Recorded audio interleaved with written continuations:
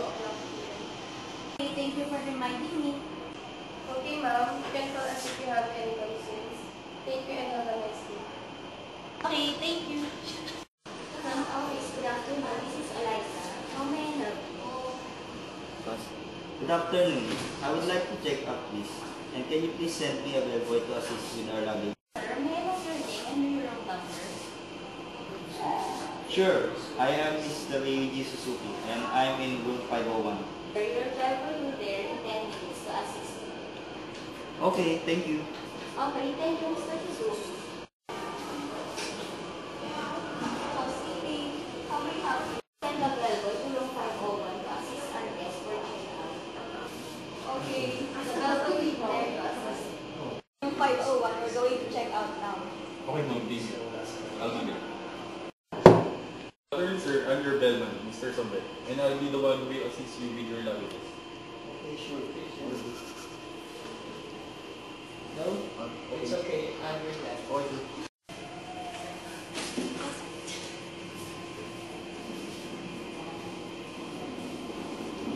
Sir, how may I help you? I'm checking out. Okay, and can I have your room number and your room key? My room number is 501 and here is my room key. Okay, sir. Just a moment in a while and I check your account and print this form. So, how was your stay here, sir? Okay, it was great.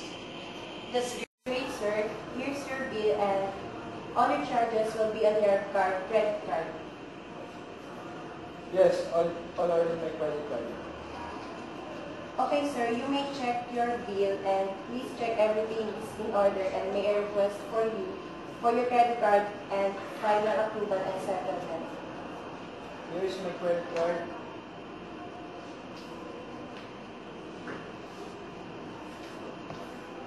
Okay, sir. Here you go.